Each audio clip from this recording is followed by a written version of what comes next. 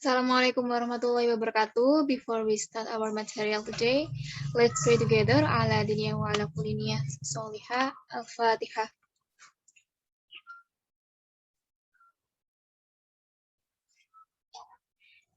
I would like to say thank you for coming to our presentation today. Honorable Mr. Muhammad Rahmanan, LCMPAI, and all of my beloved friends. First of all, let us thank Allah by saying Alhamdulillahirabbil alamin. May salawat and salam always be with our Prophet Muhammad Sallallahu Alaihi Wasallam. Peace be upon him. Okay, our presentation is about sources and mukhtalaf dalil of fiqh, masalah mursalah, istisan, istishab, qawsabi, and syar'u man qablana. And it will be delivered by me, Nafa Nabilah, and my friends Atiri Syariah. Next. Okay, as I said before, our material is first is masalah musalah, second is urf, third is istisan, fourth is istishab, fifth is qawsabi, and the last is syar'u man qablana. Next.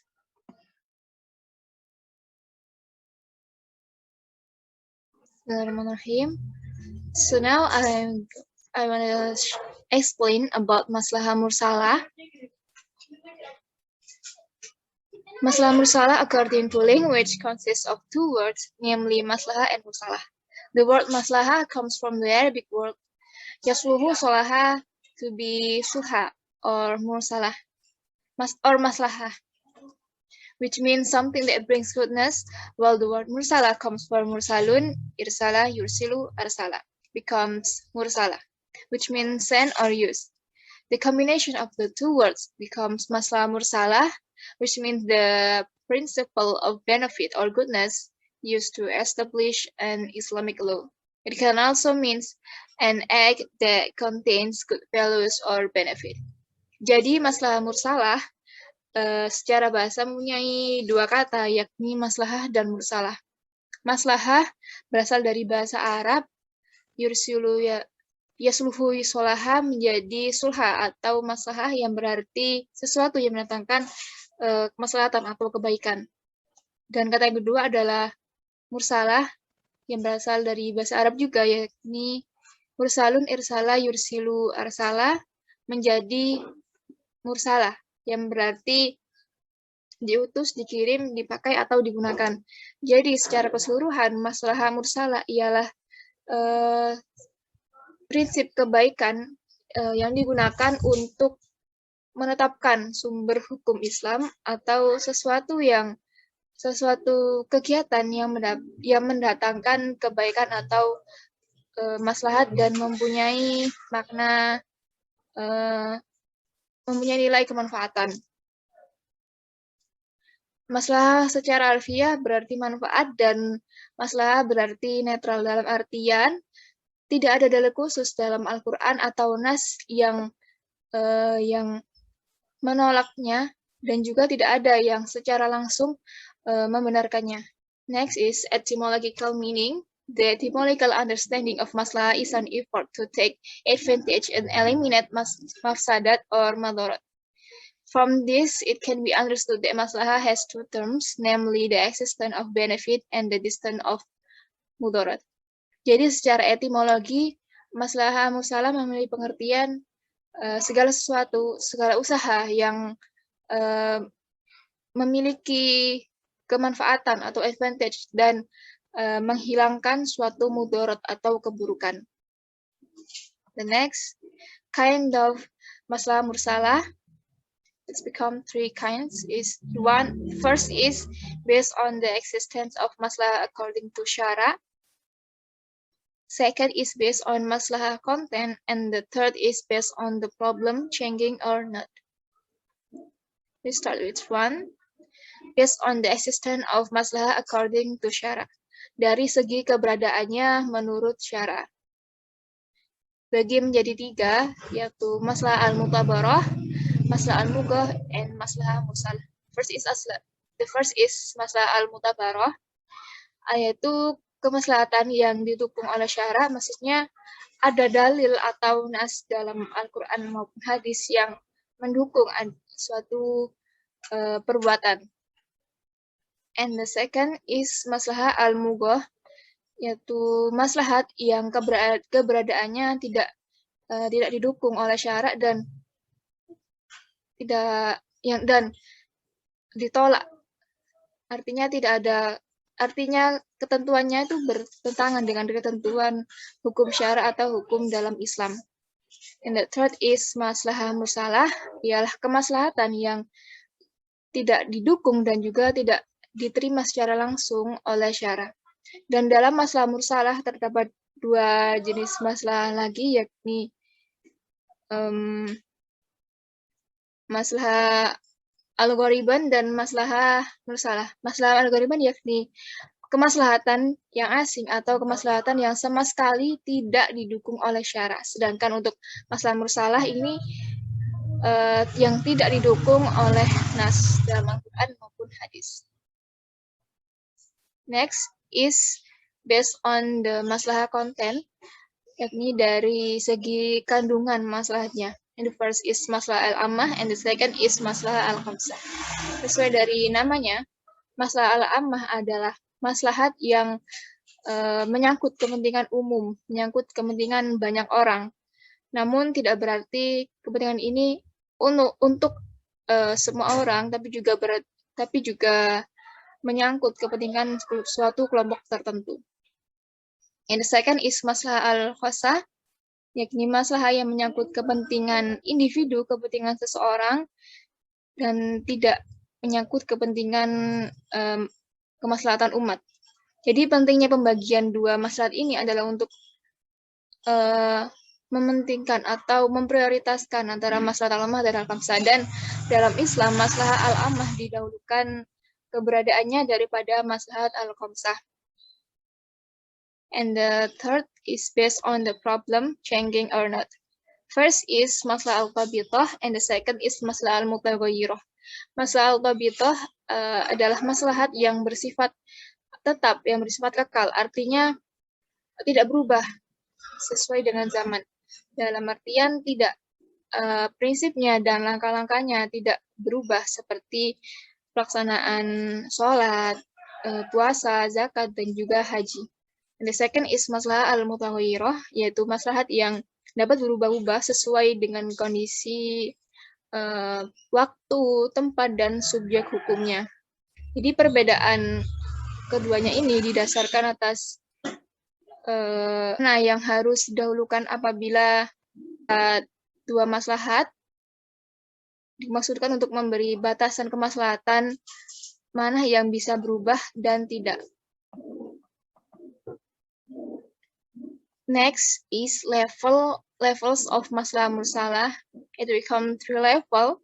The first level is al-daruri level, the second is al-hajj level, and the 3 is al-tasini level.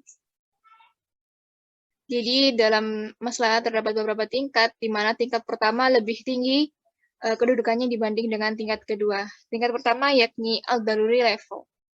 Al-daruri level ini merupakan tingkat yang harus direalisasikan, must to exist, bersifat esensial bagi kehidupan manusia, agar terwujudnya kehidupan yang sejahtera dan bahagia baik di dunia maupun di akhirat kelak. Dalam al-daruri level ini juga terdapat tingkatan-tingkatan. Yang pertama yaitu memelihara agama, yang kedua memelihara jiwa, yang ketiga memelihara agama, yang keempat memelihara keturunan, dan yang terakhir ialah memelihara harta. And the second level is al-hajjah level. Level ini ialah segala kebutuhan pokok seperti kebutuhan pokok pada pengertian bahasa Indonesia, yakni sandang, pangan, dan papan. Apabila manusia terpenuhi kebutuhan pokok dalam hidupnya, maka hidupnya akan sejahtera dan terhindar dari kemelaratan. Dan apabila ia tidak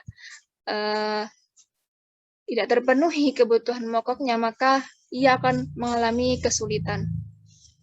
And the last level is al-tahsini, Maslahat tahsiniyah merupakan maslahat yang komplementer atau melengkapi seperti halnya kebutuhan tersier sebagai pelengkap dan menyempurnakan kehidupan manusia. Apabila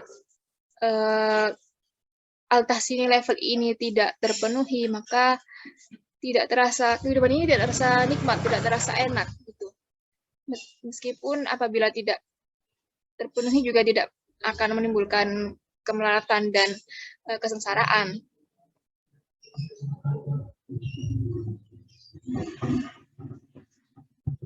Next is legal basis of maslaha mursalah. The majority of scholars argue that maslaha mursalah can be used as a basis for the formation of law. However, there are also scholars who reject the validity of maslaha mursalah, including the scholars of Zahiriyah, Syiah, Syafi'iyah, and Ibnu Hajib from the Maliki community. They argue that the development of Islamic law, which is solely based on benefit, means opening the door of lustful desires. Maliki and Hanabila scholars accept maslaha mursalah as a preposition in establishing the law. They are even considered as the most widely applied in fiqh. Jadi dalam keujian masalah menurut ulama, ada banyak ulama yang berargumen mereka itu menerima adanya masalah mursalah sebagai penentuan salah satu sumber hukum Islam.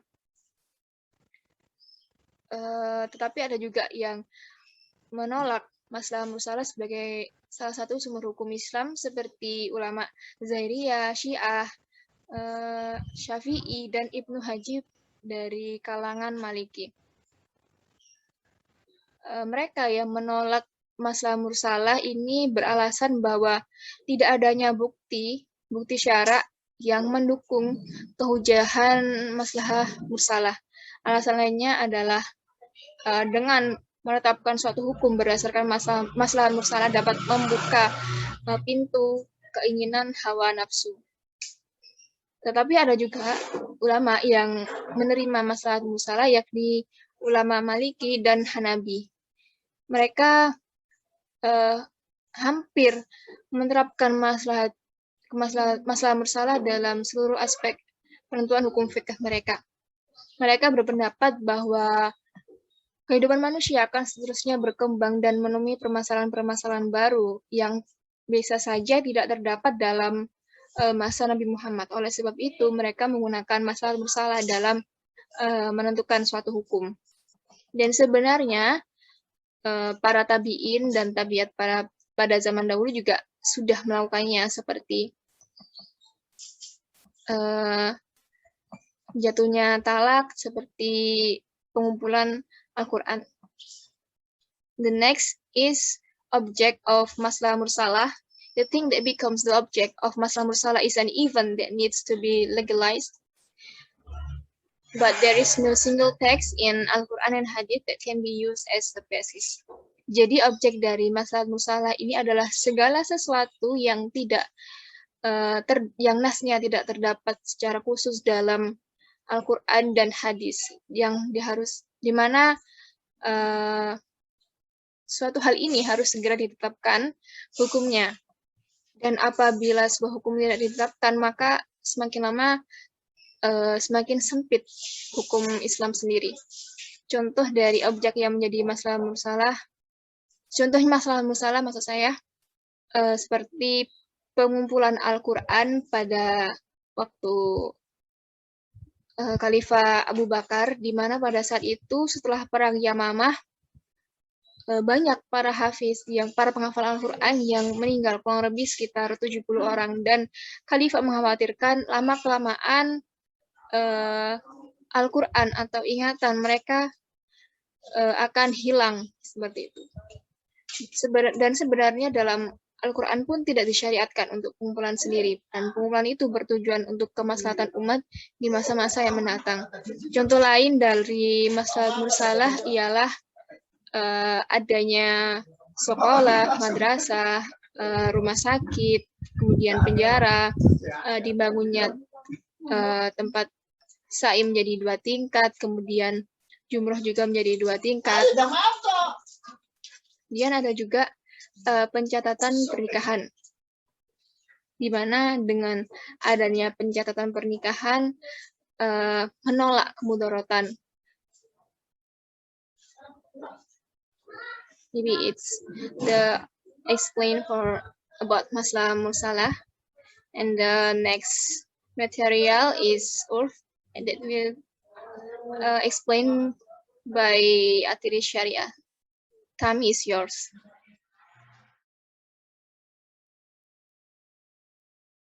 Okay, Bismillahirrahmanirrahim.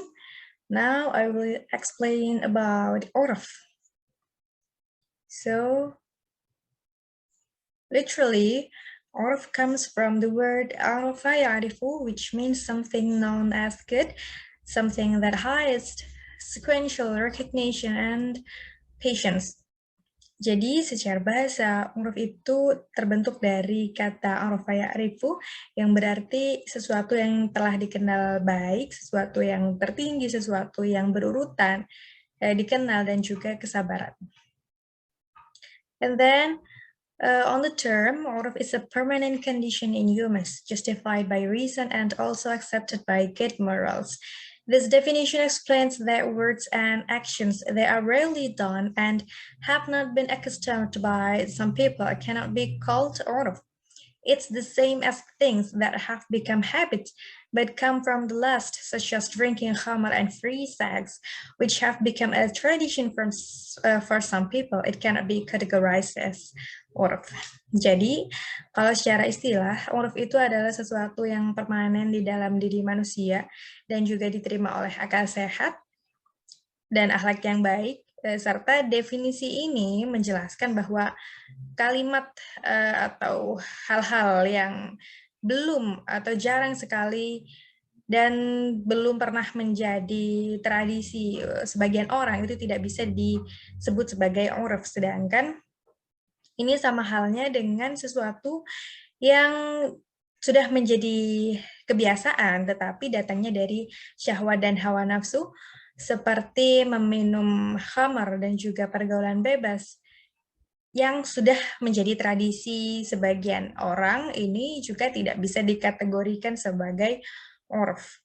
So, uruf adalah sesuatu yang tidak menyimpang dari norma dan aturan. Okay, next. The basis of the uruf rule. Jadi di sini ada kaidah, kaidah ya, dasar kaidah uruf. Di sini ada Quran surah Al-A'raf verse 199. Hold to forgiveness, command what is right, but turn away from the ignorant. Di sini artinya jadilah pemaaf dan suruhlah orang mengerjakan yang ma'ruf serta jangan pedulikan orang-orang bodoh. Kemudian hadis yang diriwayatkan oleh Ibnu Mas'ud, everything that's generally considered good is also good on the sight of Allah, and everything that's generally considered bad is also bad on the sight of Allah. Jadi sesuatu yang secara umum dipandang baik itu berarti baik juga di sisi Allah, kemudian segala sesuatu yang dipandang secara umum itu buruk berarti itu juga buruk di sisi Allah. And then the types of uruf. Di sini ada 3 types. The first based on the object material, and then based on the scope, and third based on its validity according to syara. Nah, yang pertama ada al-urf lafzi atau qawli, di mana maksud dari uruf yang ini adalah kebiasaan masyarakat dalam mempergunakan lafal atau ungkapan sesuatu sehingga makna ungkapan itu dipahami oleh masyarakat. Kemudian al-urf amali atau fi'li, yang dimaksud di sini adalah kebiasaan masyarakat yang berkaitan dengan perbuatan biasa atau muamalah keperdataan ya. Maksud dari perbuatan yang seperti ini itu yang menyangkut masalah kehidupan pribadi mereka. Seperti misalkan dalam melakukan akad atau transaksi tertentu. And then yang kedua, based on the scope. Yang pertama ada al-urf al-am, maksudnya di sini urf yang sudah menjadi kebiasaan yang telah umum dilakukan secara luas di seluruh masyarakat dan seluruh daerah. Dan selanjutnya ada al-urf khas, al-khas ya maksudnya itu kebiasaan yang berlaku di masyarakat atau di daerah-daerah tertentu saja. And the third, based on its validity according to syarat.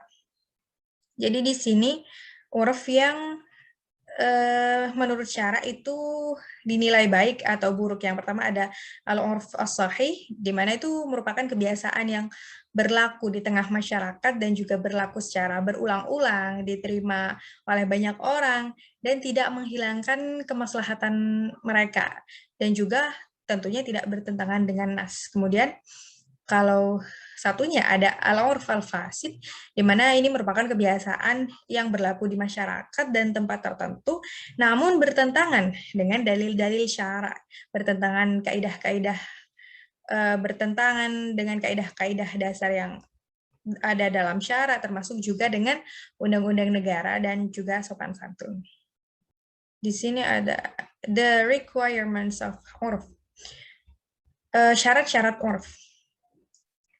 Syarat-syarat urf di sini yang pertama, the first, urf does not have a conflict with dalil qat'i. Jadi di sini urf itu syaratnya tidak boleh bertentangan dengan nas yang qat'i. Nas yang pasti, karena itu tidak dibenarkan ya. Kemudian yang second, urf must generally applicable. Maksudnya di sini urf itu harus berlaku secara umum dan sudah sering dilakukan. Kemudian yang ketiga, urf must last forever. Maksudnya di sini urf harus berlaku selamanya. Misalkan urf yang datang kemudian, maksudnya tidak dibenarkan urf yang datang kemudian. Oleh sebab itu, misalkan ada orang yang berwakaf, kemudian wakafnya itu berlaku sampai kapanpun, walaupun ada klaim atau ada klaim mungkin dari anaknya, kemudian tidak mengakui wakafnya orang tuanya misalkan, itu tidak berlaku. Jadi wakaf itu berlaku selamanya. And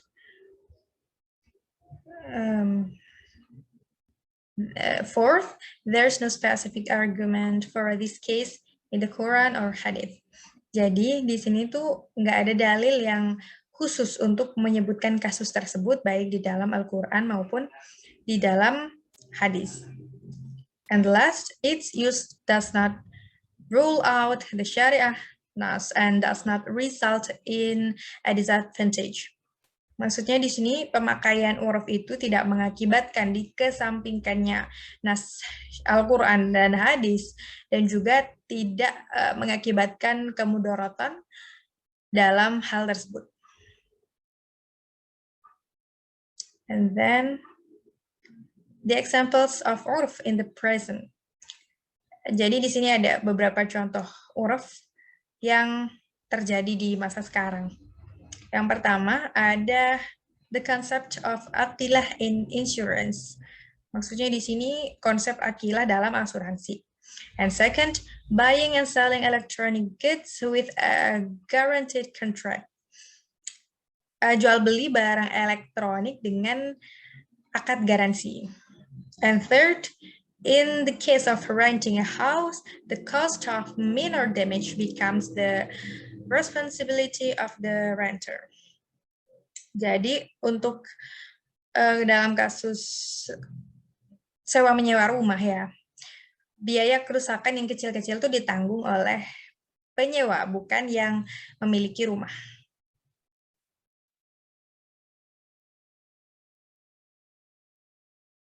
Okay, now I will explain about istihsan.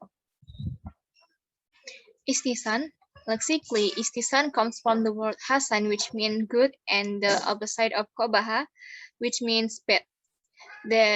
Then three letters are added, namely alif, sin, and ta. There was an istifal, so that it becomes istahsana, yastahsinu, istahsanan. Nun or masdar, which mean to think and believe something is good, or either physically or in value, as opposite with to is istiqbah, which is to think something is bad. So in terms of language, istisan means looking good at something or looking for something better to follow. Jadi secara leksikologi, istisan berasal dari kata hasan yang berarti baik dan lawan dari fukoho yang berarti buruk.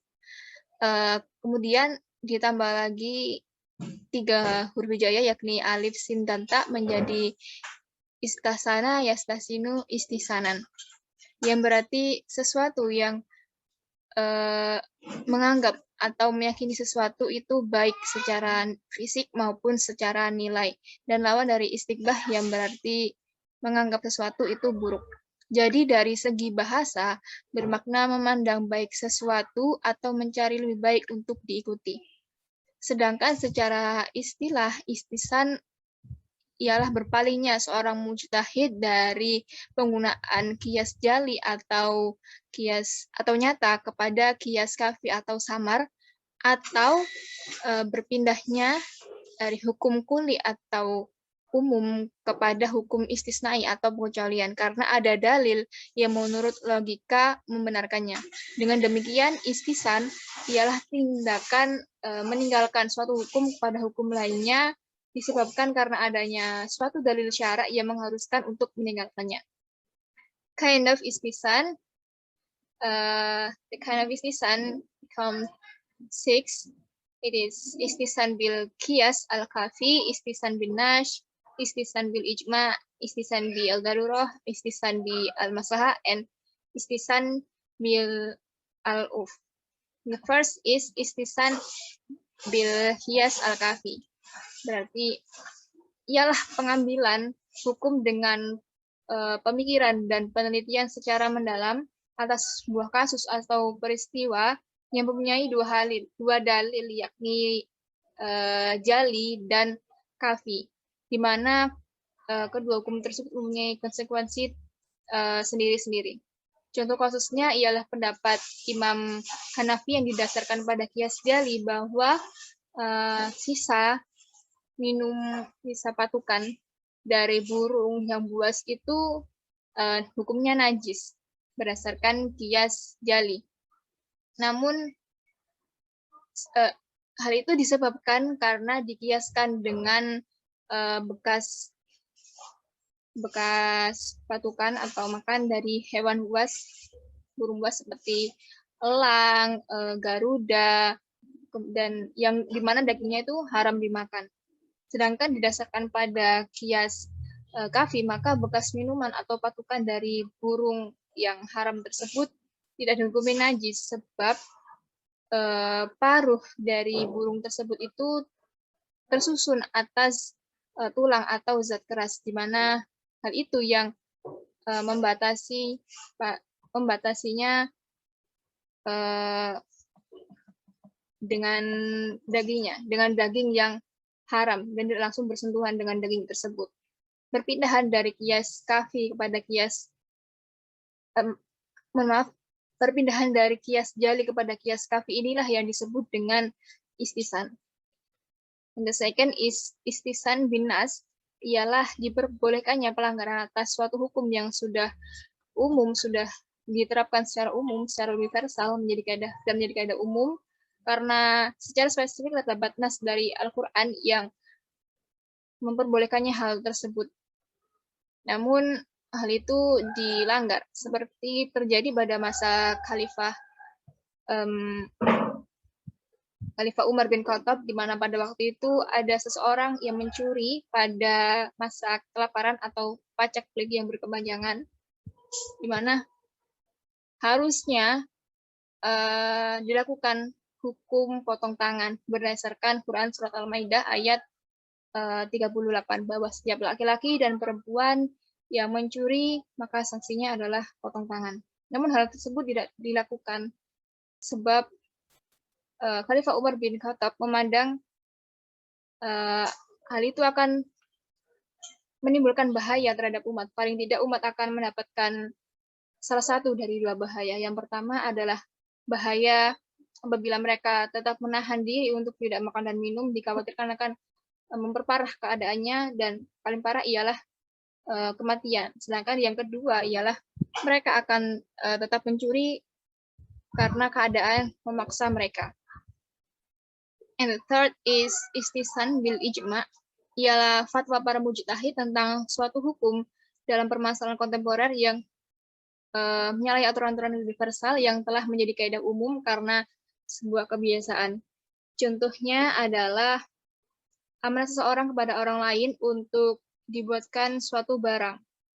Sebetulnya tidak boleh dikarenakan hal tersebut dikiaskan kepada pernyataan bahwa tidak boleh dilakukan karena ketika berlangsungnya transaksi tersebut, barang pesanan tersebut belum ada wujudnya atau makdum jika didasarkan pada kias. Akan tetapi berdasarkan istisan boleh dilakukan sekalipun berseberangan dengan kias karena hal tersebut masuk dalam praktik muamalah masyarakat yang telah berjalan lama tanpa adanya penolakan dari para mujtahid tentang hal tersebut. The fourth is istisan bi al-darurah, ialah pengecualian atas hukum yang telah ditetapkan karena adanya kesulitan yang terjadi jika hukum tersebut telah ditetapkan. Contohnya ialah sumur yang kemasukan najis. Jika didasarkan pada kaidah umum, maka sumur yang kemasukan najis tersebut tidak boleh digunakan lagi airnya. Namun apabila dalam suatu kondisi yang darurat dan air tersebut sangat penting, sangat diperlukan, maka dalam kondisi seperti ini boleh digunakan air dari sumur yang kemasukan najis tersebut, meskipun berlawanan dengan kaidah umum atau adanya dalil yang melarangnya. And the fifth is istisan bi al-maslahah, ialah hukum yang berlawanan dengan kaidah umum yang telah dilakukan karena digunakan untuk kepentingan atau kemaslahatan bersama, seperti dibolehkannya dokter dalam melihat aurat pasien. Hal ini disebabkan karena apabila dosen tersebut tidak melihat aurat pasien seperti kaki seorang perempuan, maka dikhawatirkan akan terjadi salah penanganan dan bisa berakibat fatal. And the last kind of istisan is istisan bil al-urf, yakni berpindahnya suatu hukum atau kaidah umum yang telah berlaku karena adanya tradisi. Seperti orang yang bersumpah tidak makan daging atau lahman dalam bahasa Arabnya, namun kemudian ia memakan ikan. Berdasarkan kias, ia telah melanggar sumpahnya karena dalam Al-Quran menyebut ikan dengan kata lahman torian. Namun berdasarkan atau tradisi yang berkembang di masyarakat, ikan itu berbeda dengan daging. Selain itu, istisan juga mengalihkan atau mengabaikan hukum kuli dan mengambil hukum istisnai atau pengecualian. Contohnya adalah orang yang makan pada saat puasa karena ia lupa. Kaidah umum puasanya tersebut batal karena telah melanggar aturan puasa, yakni tidak makan dari terbitnya fajar hingga terbenamnya matahari. Hal tersebut didasarkan pada sabda Nabi, siapa yang lupa padahal ia tengah puasa lalu ia makan atau minum, hendaknya ia menyempurnakan puasanya. Sesungguhnya itu adalah makanan dan minum yang diberikan oleh Allah. Jadi orang yang lupa makan atau minum pada saat puasa, ia harus meneruskan puasanya karena istilahnya makan dan minum tersebut hadiah dari Allah, kenikmatan yang diberikan oleh Allah. The next is legal basis of istisan from Al-Quran and Hadith. First is from Al-Quran. The scholars who accept istisan as a legal proposition, they return the basis of istisan to the Al-Quran and As-Sunnah. The arguments derived from the Quran Surah Az-Zumar, verse 17 until 18. We therefore convey the good news to my servants. Thus who listen to the words and then follow what is best of them, they are the ones who have been guided by Allah, and they are the ones who have common sense. Az-Zumar, Quran Surah Az-Zumar, verse 17 until 18, and the hadith of the Prophet Muhammad, Anas radhiyallahu anhu said, the messenger of Allah said, the best of your religion is one that is easier to teach, and the best of worship is the one whose terms and pillars are understood. Hadis riwayat Ibnu Bar. Jadi istisan berdasarkan mempunyai dasar hukum yakni Al-Quran dan hadis.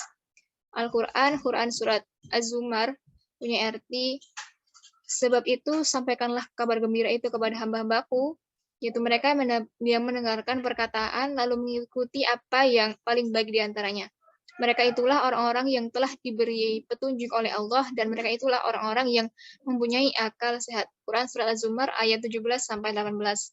And the second legal basis is hadis. Hadis Nabi Anas radhiyallahu anhu berkata, Rasulullah Shallallahu Alaihi Wasallam bersabda, sebaik-baiknya agamamu adalah yang lebih mudah ajarannya, dan sebaik-baik ibadah adalah yang dipahami syarat-syarat dan rukun-rukunnya. Hadis riwayat Ibnu Bar. Next is istisan truth by ulama. There are three attitudes and views of scholars in using istisan as a sources of Islamic law. The first is reject istisan as a source of Islamic law altogether. They are a group of scholars who deny qiyas, such as Daud az-Zahiri and Mu'tazilah and some Shiites. Second is make istisan a source of Islamic law. They are a group of Hanafi clerics, especially the central figure Abu Hanifah. And the third is sometimes uses istisan and sometimes reject it, like Imam Syafi'i.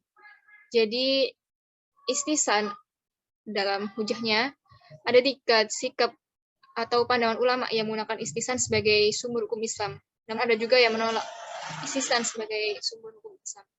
Mereka yang menafikan qiyas seperti Daud az-Zahiri, Mu'tazilah, dan sebagian kelompok Syiah. Mereka tidak menerima istisan. Ada yang menjadikan istisan sebagai sumber hukum, mereka adalah kelompok Hanafi. Dan ada juga ada kelompok yang kadang menggunakan istisan dan kadang juga menolaknya seperti Imam Syafi'i. Oke, saya akan menjelaskan dengan jelas siapa-siapa ulama yang menerima adanya istisan dan siapa yang menolak keberadaan istisan. Yang pertama, ulama Hanafiyah. Abu Hanifah banyak menggunakan istisan dalam menentukan sebuah hukum. Beliau dalam kitabnya, kitab usul dan juga kitab fikihnya banyak menetapkan sebuah hukum fikih berdasarkan istisan. Namun apabila suatu dalil qiyas tersebut masih dinilai tepat dalam memutuskan sebuah hukum, maka ia tetap menggunakan qiyas. Namun apabila dalam suatu kondisi tertentu tidak tepat dalil qiyasnya, maka dia akan menggunakan istisan sebagai dalil penentuan suatu hukum. Yang kedua adalah ulama Malikiyah. Berdasarkan riwayat Abu Zahra, Imam Malik dalam kitabnya hampir 90% penentuan hukum fikih berdasarkan pada istisan. Ulama yang ketiga adalah ulama Hanabilah. Beliau menerima adanya istisan, namun dalam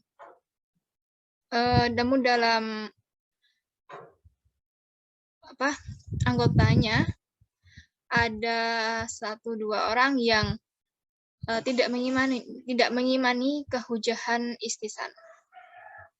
Yang keempat adalah ulama Syafi'i. Beliau tidak menerima atau tidak mempercayai kehujahan istisan. Beliau menghindari dalam penetapan hukum secara istisan, dan beliau juga mengatakan bahwa man istasana faqad syara', yang berarti barang siapa yang menggunakan istisan maka dia telah menetapkan syariatnya tersendiri. Dan juga ada alasan-alasan lain, yakni satu, kewajiban umat Islam, yaitu mengikuti ajaran-ajaran atau nas yang terdapat pada Al-Quran dan juga hadis, tidak berlandaskan pada istisan yang notabene adalah produk atau pemikiran yang dihasilkan oleh manusia atau walai, yang dimana hal itu dapat membuka pintu atas kesenangan hawa nafsu. Alasan yang kedua adalah Allah memerintahkan kita untuk kembali kepada Al-Quran dan Qiyas, dan tidak berlandaskan pada hawa nafsu seperti pada Quran surat An-Nisa ayat 59. Dan yang ketiga, Nabi tidak memutuskan suatu hukum berdasarkan istisan. Beliau lebih memilih untuk menunggu turunnya wahyu mengenai suatu hal. Yang keempat, Nabi melarang sahabat untuk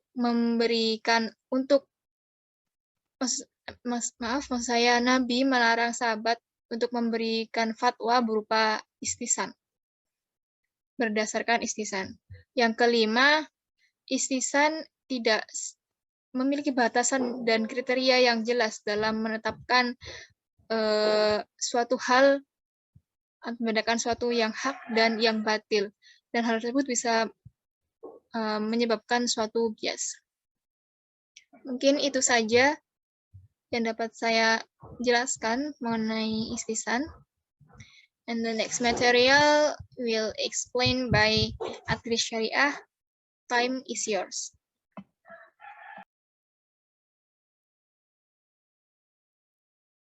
Okay, next, I will explain about istisab. Okay. Linguistically, istisab means always accompanying. By paying attention to this linguistic meaning, it can be interpreted that istisab is an effort to bring one legal event closer to another so that both are considered equally legal.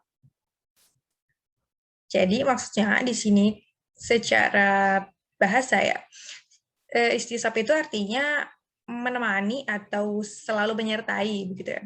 Dengan memperhatikan kaidah dengan memperhatikan makna secara bahasa ini, berarti bisa dimaknai bahwa istisab itu merupakan upaya mendekatkan satu peristiwa hukum dengan peristiwa lainnya sehingga keduanya itu dinilai memiliki hukum yang sama. Selanjutnya, according to Imam Muhammad Ubaidillah al-As'adi, istisab is a legal determination of a problem based on the argument of an existing legal determination, and it's ensured to apply until another argument replaces this. Jadi di sini menurut salah satu ulama usul fikih yakni Imam Muhammad Ubaidillah al-As'adi yang menyebutkan bahwa istisab itu merupakan penetapan hukum atas suatu permasalahan berdasarkan dalil penetapan hukum yang sudah ada dan dapat dipastikan tetap berlaku sampai ada dalil lain yang menggantikannya. So, the requirements of istisab. Di sini, the first, the istisab users have put all their might to find the evidence that changes the law that originally existed. Jadi, maksudnya yang pertama di sini, pengguna istisab itu telah mengerahkan seluruh tenaganya, seluruh kemampuannya untuk mencari bukti yang mengubah hukum yang awalnya ada. Kemudian, istisab users find no evidence that changes the existing laws. Jadi yang kedua, maksudnya, setelah mengerahkan seluruh kemampuannya untuk menemukan bukti, ternyata pengguna istisab itu tidak menemukan bukti yang mengubah hukum yang sudah ada. And then, third, the old law used as istisab's foothold is true, both from the Syar'i argument and the Aqli argument. So it's not it's not just a guess. Jadi maksud yang nomor 3 itu hukum lama yang dijadikan sebagai pijakan istisop itu benar adanya. Kemudian baik dari dalil syar'i maupun akli itu benar adanya, artinya ini bukan sekedar tebakan atau sekedar dugaan semata. And then fourth, the old law that is used as the basis for istisop is absolute or general. Jadi maksudnya dari yang keempat itu hukum lama yang dijadikan sebagai pijakan istisop bersifat mutlak atau umum. And then fifth, there's no contradiction between istisop and the existing nas. Jadi yang terakhir ini nggak terjadi kontradiktif, tidak bertentangan antara istisop dengan nas yang ada. Kalau ada pertentangan di antara keduanya, maka yang didahulukan adalah yang terdapat pada nas. And then the types of istisop. First, istisop al-bara'ah al-asliyah. So from here, the scholars formulated the rules of fiqh. Al-aslu bara'atul dhammah. Maksudnya dari sini para ulama itu merumuskan kaidah fikih, yakni yang artinya basically everyone is free from dependence. Jadi pada dasarnya setiap orang itu terbebas dari tanggungan.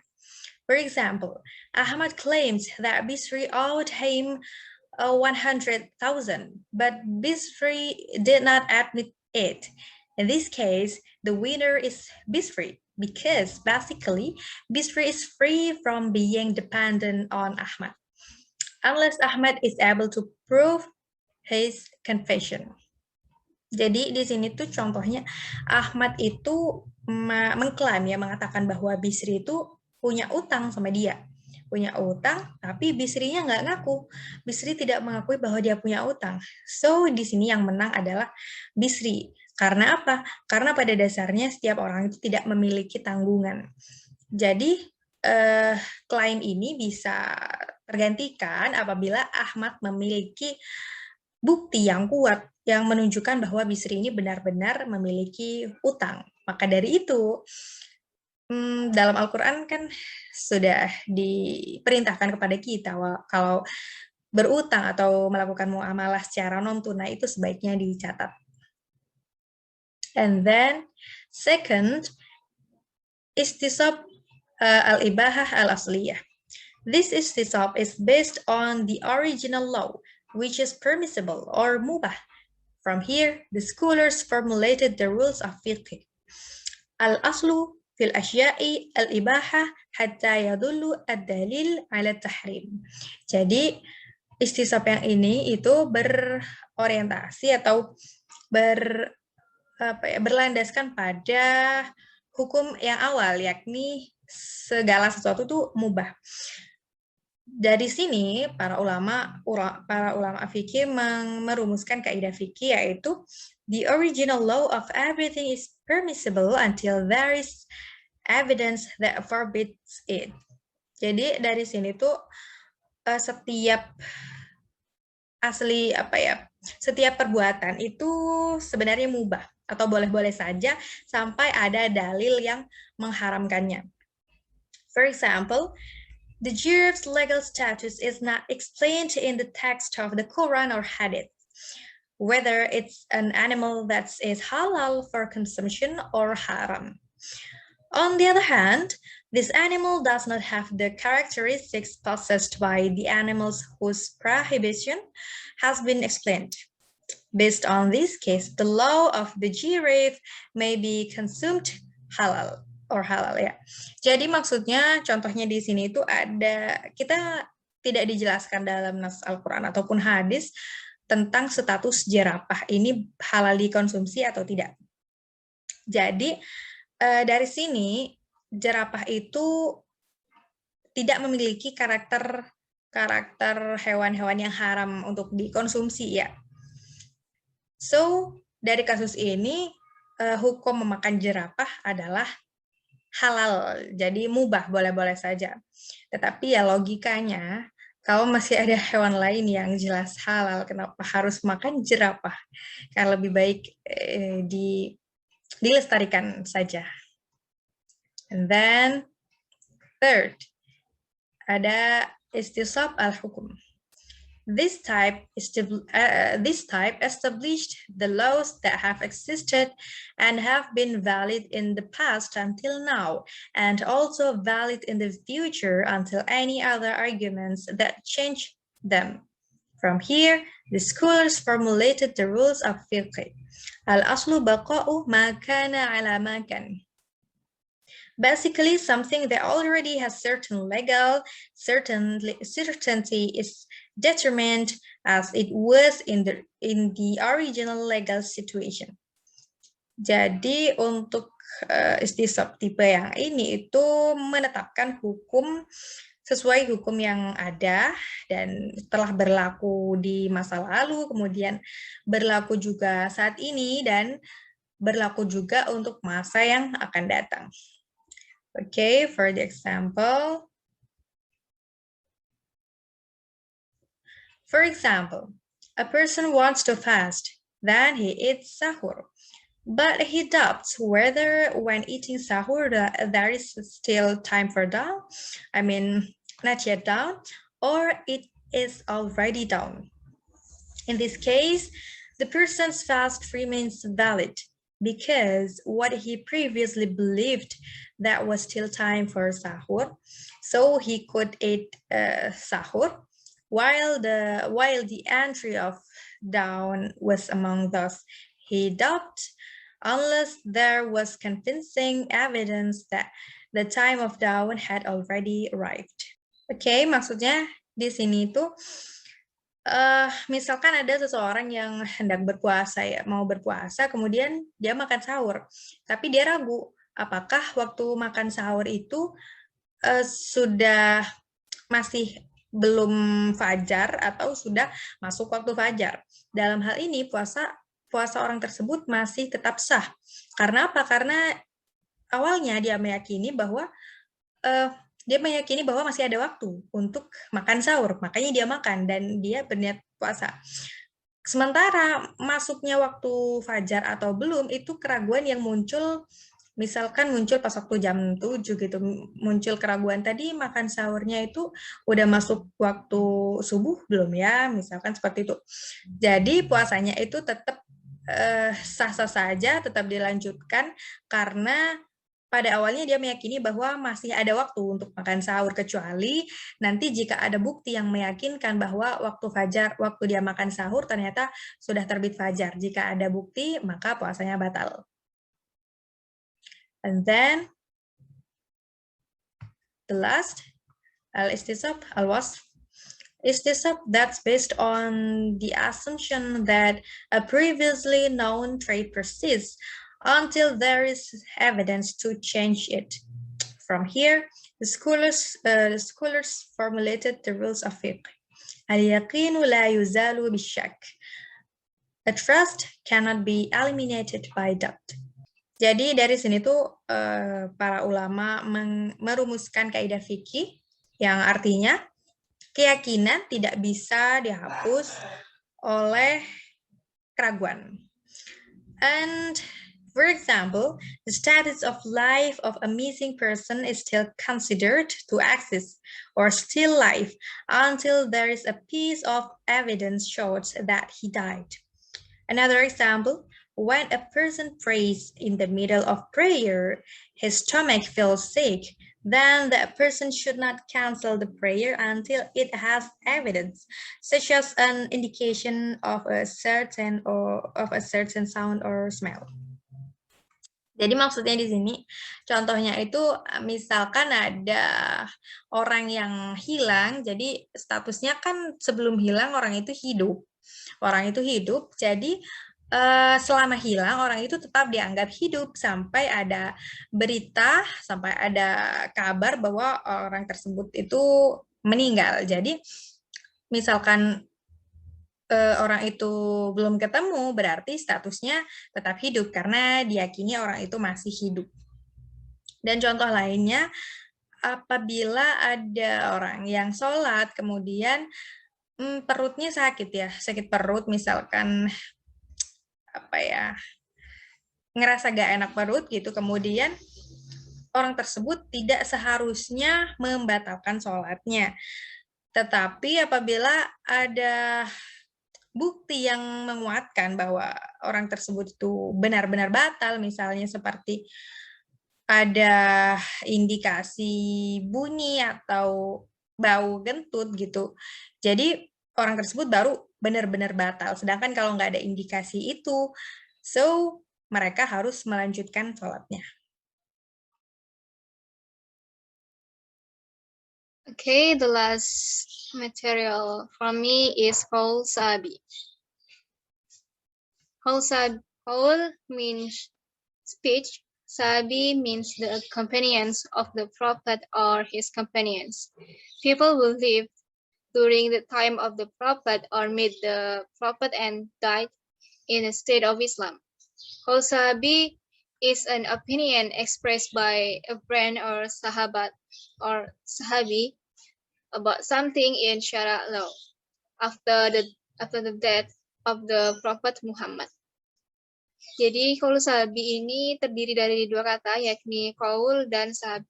Di mana qaul berarti ucapan atau perkataan dan sahabi berarti teman atau sahabat Nabi atau orang yang hidup pada zaman Nabi atau yang pernah bertemu Nabi dan meninggal dalam keadaan Islam. Qaul sahabi, jadi secara pengertian secara menyeluruhnya adalah ucapan atau perkataan yang atau pendapat yang dikemukakan oleh seorang sahabat tentang suatu hukum syara setelah kematian Rasulullah Shallallahu Alaihi Wasallam.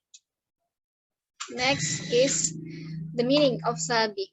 First is people who met and lived with the Prophet either for a short time or a long time, whether they are narrators, people who narrated the hadith or not, and whether they quote with him or not, those who had seen the apostle even for a glance could be considered companions as well. Jadi pengertian sahabat yang pertama adalah orang-orang yang pernah berjumpa dengan Nabi atau tinggal bersama Nabi untuk waktu yang lama atau yang singkat, atau apakah mereka seorang perawi atau orang yang meriwayatkan hadis atau bukan, atau apakah orang yang ikut berperang dengannya atau tidak, atau orang yang telah melihat Rasul, bahkan untuk sekilas dapat dianggap sebagai sahabat juga. The second meaning of sahabi is both of the muhajirin or those who accompanied the apostle to migrate from Mecca to Medina, and the Ansar, local residents of Medina, were all considered friends. Jadi pengertian sahabat yang kedua adalah kaum muhajirin dan kaum ansar, di mana kaum muhajirin adalah kaum yang menemani Rasul saat hijrah dari Makkah ke Madinah, dan sahabat juga berarti kaum ansor, kaum lokal, kaum Madinah lokal yang menerima Nabi saat hijrahnya. Mereka semua adalah sahabat Nabi. The third meaning of sahabi is men and women, young and old, who are included in the above criteria are considered friends. Yang kriteria yang ketiga adalah baik laki-laki atau perempuan, yang tua atau muda, di mana kriteria yang telah saya sebutkan di atas tadi telah terpenuhi, maka mereka dianggap sebagai sahabat. Jadi ketika Nabi Muhammad masih hidup, apabila ada suatu masalah yang pemecahannya pemecahan hukumnya tidak terdapat dalam Al-Quran maupun hadis, maka mereka langsung bertanya kepada Rasulullah, dan Rasulullah memberikan jawabannya dan juga solusinya. Namun setelah Rasulullah wafat, mereka mau tidak mau menanyakan kepada para sahabat yang tergolong ahli dalam mengistimbatkan hukum, yakni mereka yang ahli dalam hukum Islam, lama membersamai Rasulullah, memahami isi kandungan Al-Quran dengan baik, artinya tugas tersebut dilaksanakan oleh para sahabat yang mempunyai keahlian dalam berijtihad. Mereka telah berusaha dengan sungguh-sungguh dalam memecahkan persoalan tersebut sehingga kaum muslimin dapat beramal sesuai dengan fatwa-fatwa yang mereka berikan. Selanjutnya, fatwa-fatwa tersebut diriwayatkan oleh para tabi'in, tabi'it tabi'in, dan juga para perawi hadis. Namun dalam perkembangannya, qaul sahabi menjadi salah satu dari sumber hukum Islam yang mukhtalaf. Tetapi masih ada ulama yang tidak mengakui kehujahan dari qaul sahabi. Next is legal basis of qaul sahabi. First is postulate or naqli postulate, and second is logical proposition or aqli postulate. First is from postulate or naqli postulate. It is Quran Surat At-Taubah verse 100 and Hadith. Quran Surat At-Taubah 100 have meanings, and then we'll hear earlier they're the first converted to Islam among the Muhajirin and Ansar, and those who followed them well. Allah is pleased with them, and they are pleased with Allah. Allah has provided for them paradises beneath which rivers flow.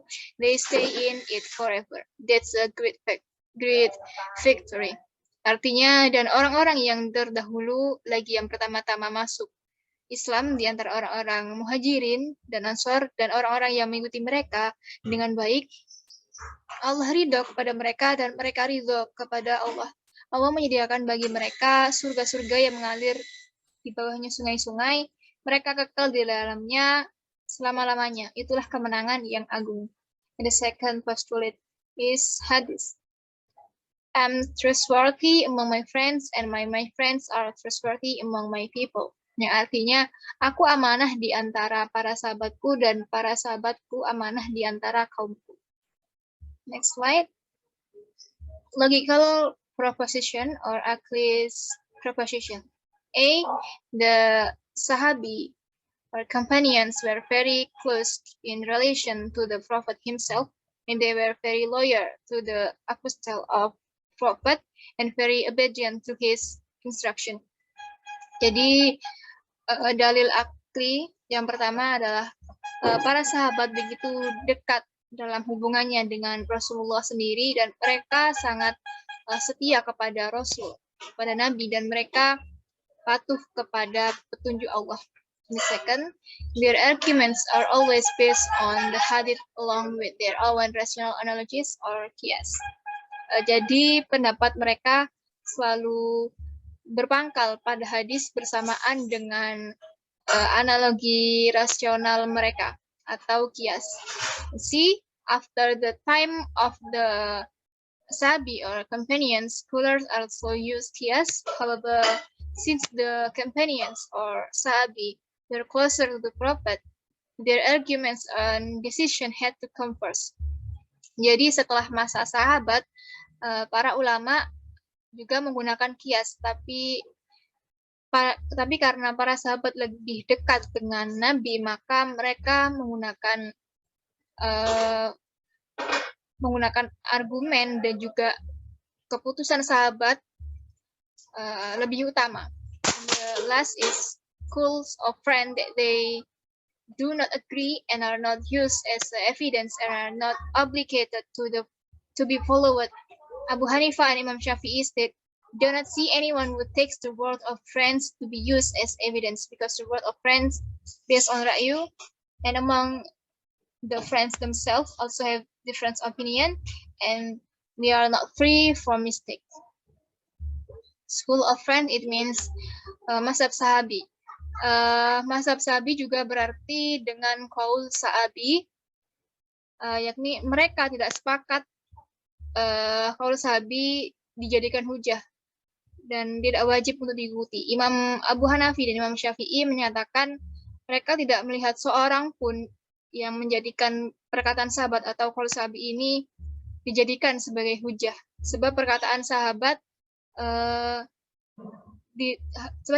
tersebut didasarkan pada pemikiran akal atau ra'yu, dan di antara para sahabat juga memiliki perbedaan pendapat, dan bisa saja mereka tidak luput dari suatu kesalahan. Okay, next slide. Qaul sahabis truth by ulama. According to Mustafa Said Al-Kin, in his book Usul Fiqh al-Islami, the following are the opinions of Islamic scholars. First is Hambali. They use Qaul sahabi after Quran and Hadith. Jadi menurut Mustafa Said Al-Khan dalam bukunya yang berjudul Usul al-Fiqh al-Islami, berikut beberapa pandangan ulama mengenai kehujahan Qaul sahabi.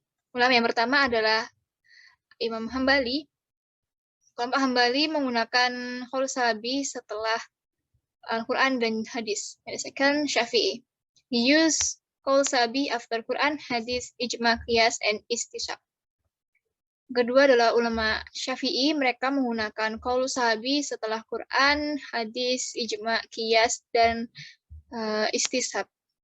Third is Maliki. They used Qaul sahabi after Quran, Hadis, Ijma, and Qiyas. Jadi mereka menggunakan Qaul sahabi setelah kedudukan Al-Quran, Hadis, Ijma, dan Qiyas. The fourth, Hanafi. Qaul sahabi can be used if there is a problem that cannot be solved by Qiyas. They prioritize Qaul sahabi over Qiyas.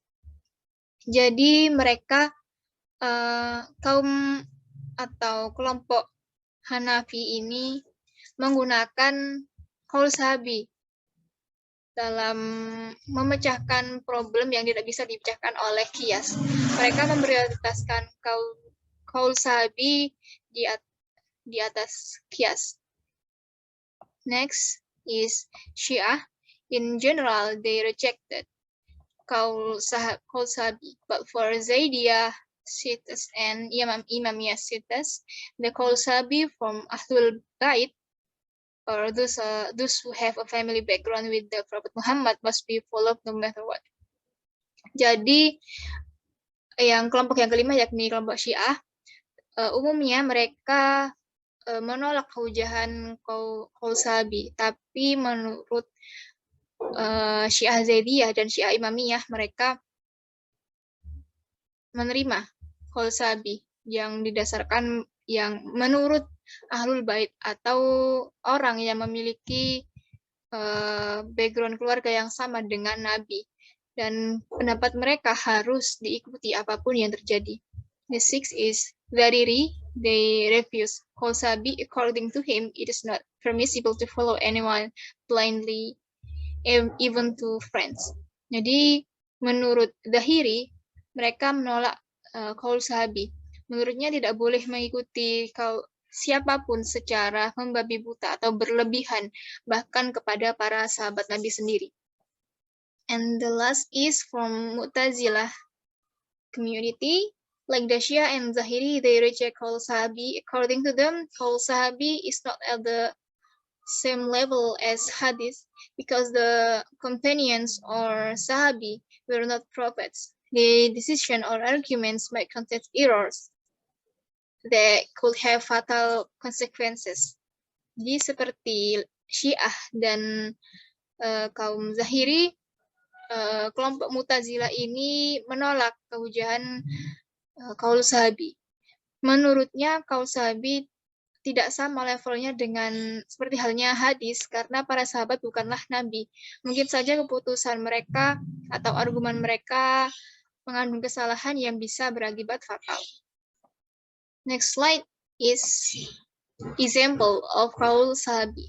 Some scholars state that there are two kinds of opinion of friends or sahabi that can be used as evidence, namely A, the opinion of companions is strongly suspected that this opinion actually came from the messenger of Allah, because our minds have not been able to reach it. As Aisyah radhiyallahu anha said, the womb will not last more than 2 years in the mother's womb. That's it. No more than as long as the shadow of the object that is plugged in. Hadis riwayah Al-Daruqutni. Sebagian ulama menyatakan bahwa ada dua pendapat sahabat atau qaul sahabi yang dapat dijadikan hujah, yakni A, pendapat para sahabat yang diduga dengan kuat bahwa pendapat ini berasal dari Rasul, bersandar dari perkataan Nabi, karena pemikiran kita tidak menyampai di titik itu. Seperti perkataan Aisyah radhiyallahu an, kandungan itu tidak akan lebih dari 2 tahun dalam perut ibunya, yaitu tidak lebih dari sepanjang bayang-bayang benda yang ditancapkan. Hadis riwayat Al-Daruqutni. The next is example of qaul sahabi. B, opinions of friends who are not rejected by other friends, such as the opinion about inheritance that grandmother get 1/6 of the inheritance. This was stated by Abu Bakar, and none of the companions or sahabi rejected his opinion. Meanwhile, the opinion of a friend who is not approved by another friend cannot be used as evidence.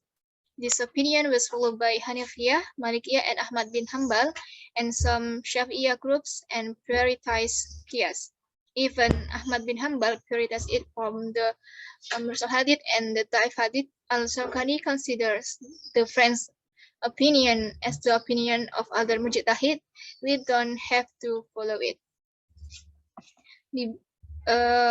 Contoh yang kedua, jadi pendapat sahabat yang tidak ditolak oleh sahabat lain, seperti pendapat tentang warisan, bahwa nenek mendapatkan 1/6 bagian warisan. Ini dikemukakan oleh Khalifah Abu Bakar, dan tidak ada sahabat lain yang menolak pendapatnya. Sedang pendapat sahabat yang tidak setuju oleh sahabat lain tidak dapat dijadikan hujah. Pendapat ini diikuti oleh golongan Hanafiyah, Malikiyah, dan Ahmad bin Hanbal, dan sebagian Syafi'iyah, dan mendahulukan dari qiyas. Bahkan Ahmad bin Hanbal mendahulukannya dari hadis mursal dan hadis dhaif. Al-Shawkani menganggap pendapat sahabat itu seperti pendapat para mujtahid yang lain, yang tidak mengharuskan kita untuk mengikutinya. And that's all for me. I apologize if I have a mistake. And the next material will be explained by Athiri Syariah. Time is yours.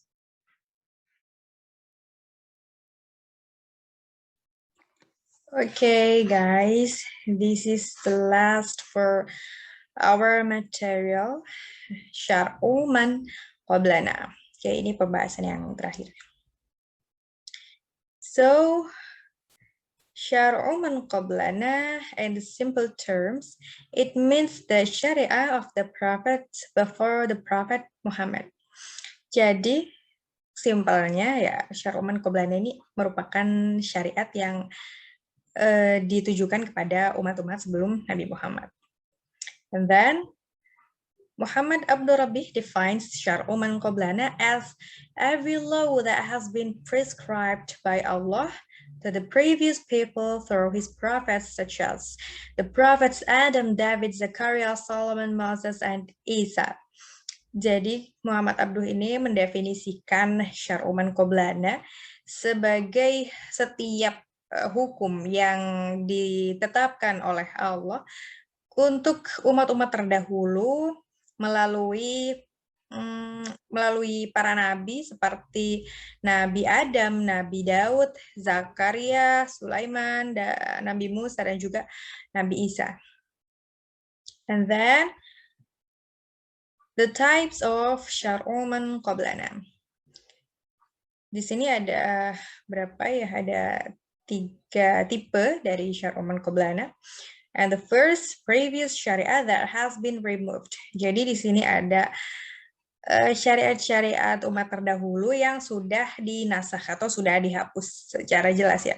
The previous syariat contained in the Quran or the Prophet's explanation, which was prescribed for the people before the Prophet Muhammad, and it was also explained in the Quran or the Hadith that such things have been removed or have been nasakh, and it's no longer valid for the Prophet Muhammad's followers.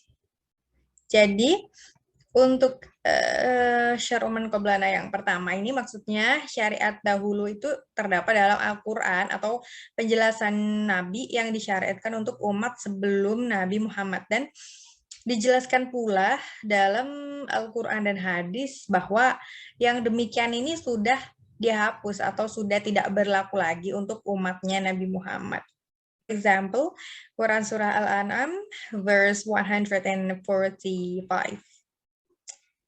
Say, I do not find within that which was revealed to me anything forbidden to one who would eat it, unless it be a dead animal or blood spilled out or the flesh of swine. For indeed, it is impure, or it be that slaughtered disobedience dedicated to other than Allah. But whoever forced by necessity, neither desiring it nor transgressing its limit, then indeed your Lord is forgiving and merciful. So, jadi maksud ayat ini itu artinya begini, kalau dalam bahasa Indonesia, katakanlah tidak kudapati di dalam apa yang diwahyukan kepada aku sesuatu yang diharamkan memakannya bagi yang ingin memakannya, kecuali daging hewan yang mati atau bangkai, darah yang mengalir, daging babi, karena semua itu kotor dan hewan yang disembelih bukan atas nama Allah. Tetapi barang siapa terpaksa bukan karena menginginkan dan tidak melebihi batas darurat, maka sungguh Tuhanmu Maha Pengampun, Maha Penyayang. And Quran Surah Al-An'am, verse 146.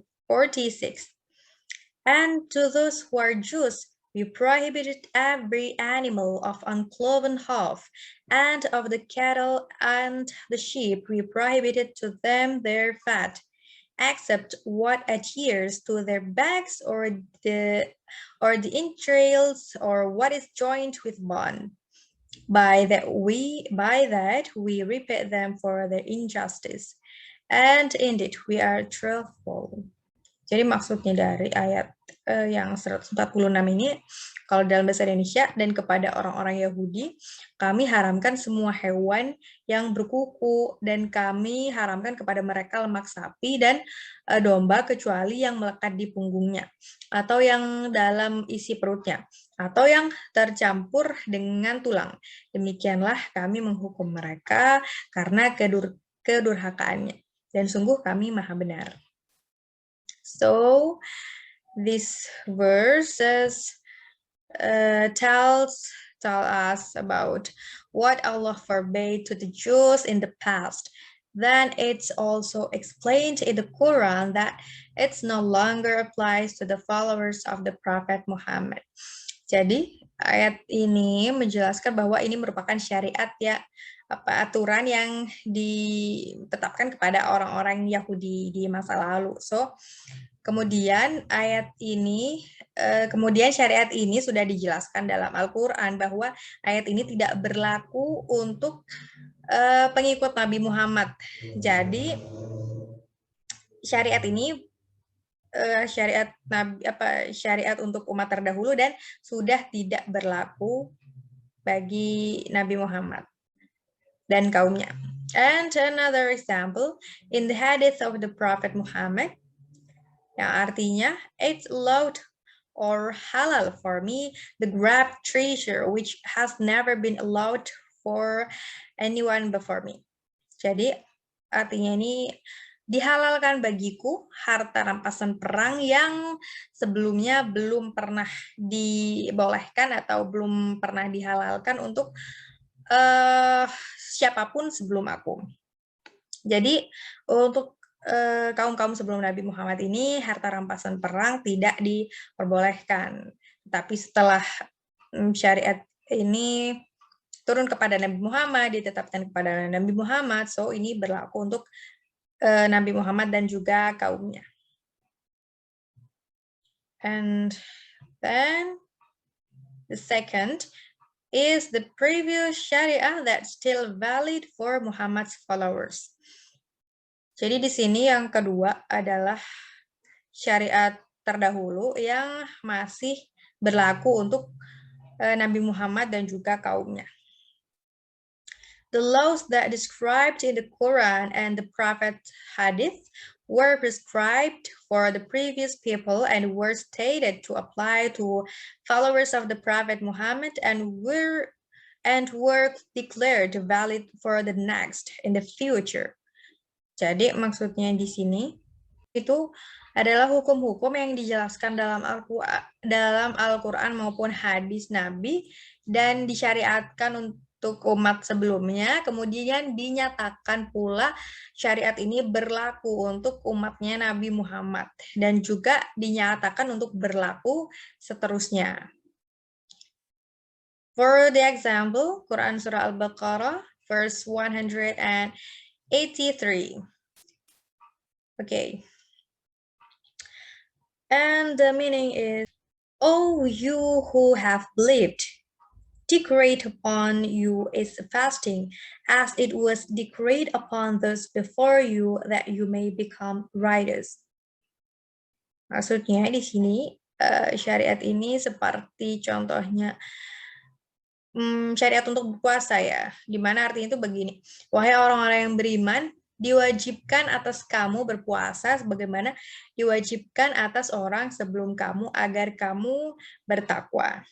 Jadi ayat ini tuh menjelaskan bahwa syariat puasa itu sudah ada sebelum umat Nabi Muhammad dan dinyatakan pula dalam Al-Quran bahwa syariat ini juga berlaku untuk Nabi Muhammad dan kaumnya agar agar kaumnya itu bertakwa begitu. Dan ada lagi contohnya di sini adalah in the hadith of the Prophet is about kurban that explained to be prescribed for the Prophet Ibrahim, also prescribed for the followers of the Prophet Muhammad. This is confirmed in the hadith. Sacrifice, because that is the sunnah of your father Ibrahim. Jadi di sini ada hadis Nabi Muhammad yang menegaskan bahwa berkurbanlah karena berkurban itu merupakan sunnah Nabi Ibrahim. So, dari sini tuh hukum-hukum dalam bentuk ini berlaku untuk umat Nabi Muhammad karena hal ini sudah disepakati oleh semua ulama, dan pemberlakuan hukum untuk Nabi ini bukanlah karena dia itu adalah syariat sebelum kita yang harus berlaku untuk kita, tetapi karena kewajiban ini sudah ditetapkan pemberlakuannya dalam Al-Quran dan hadis. Okay, and the last, the previous syariah, the unknown is still or no longer valid. Jadi di sini ada syariah umat-umat terdahulu yang belum diketahui ini masih berlaku atau tidak untuk pengikut Nabi Muhammad. So the laws mentioned in the Quran or the Prophet's hadith are explained to apply to the people before the Prophet Muhammad, but are clearly not stated to apply to us, nor is there an explanation that these laws has been removed. Jadi di sini tuh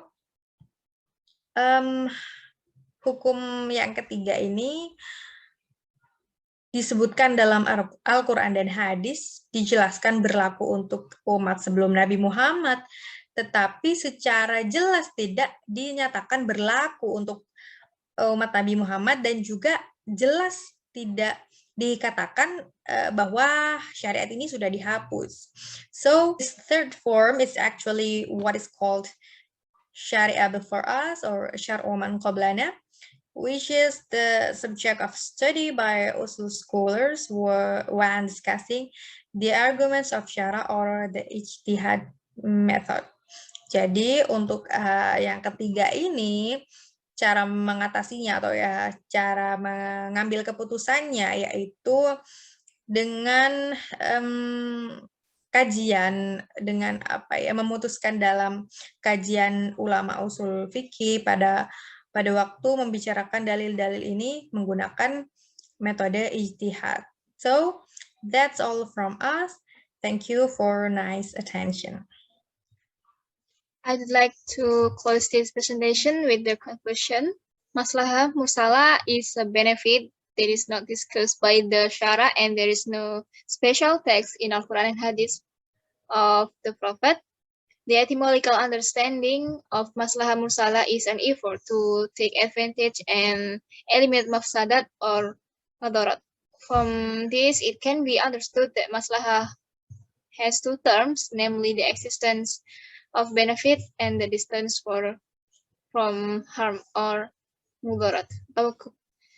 Maslahah Mursalah ialah suatu kemaslahatan yang tidak dibicarakan oleh syara dan juga tidak terdapat dalam nas khusus, yakni dalam Al-Quran dan juga hadis, yang memerintahkan untuk mengerjakan atau meninggalkan. Sedangkan pengertian maslahah mursalah menurut etimologi adalah upaya mengambil manfaat dan menjauhi mafsadat atau mudarat atau keburukan. Next. Urf is a permanent condition in humans, justified by reason and also accepted by good morals. This definition explains that and also accepted. This definition explains that words and action that are rarely done by and have not been accustomed by some people cannot be called urf. It's the same as things that have become habits but come from the last, such as drinking khamr and free sex, which have become a tradition for some people. It cannot be categorized as urf. Jadi, urf adalah keadaan yang sudah tetap dalam diri manusia, yang dibenarkan oleh akal dan diterima pula oleh tabiat yang sehat. Definisi ini menjelaskan bahwa perkataan dan perbuatan yang jarang dilakukan atau belum dibiasakan oleh manusia tidak bisa dikatakan sebagai urf. Begitu juga dengan hal-hal yang sudah menjadi kebiasaan, namun ia bersumber dari hawa nafsu dan syahwat seperti meminum khamr dan seks bebas, itu juga dapat dikategorikan sebagai urf. Next is istisan. Istisan comes from a noun or masdar. Istisana yastasinu istisanan, which means to think and believe something is good or either physically or in value, as opposed to istiqbah, which is to think something is bad. So in terms of language, istisan means looking good at something or looking for something better to follow. Whereas in terms, istisan is the turning away of a mujtahid from the use of qiyas or qiyas jali or real to qiyas kafi or cryptic, or from kulli law or general to istisna'i law or exception, because there are arguments that logically justify it. Jadi istisan berasal dari kata benda masdar istisana yastasinu istisanan, yang berarti menganggap atau meyakini sesuatu itu baik secara fisik maupun nilainya, dan kelawanan dari istiqbah yang berarti memandang sesuatu itu buruk.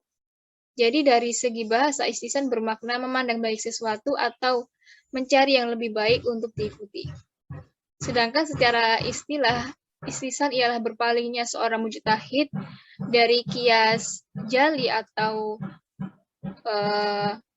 nyata kepada qiyas kafi atau samar, dan juga bisa disebut juga dari hukum kuli atau khusus kepada hukum istisnai atau pengecualian karena ada dalil yang menurut logika membenarkannya. Next is ihtisab.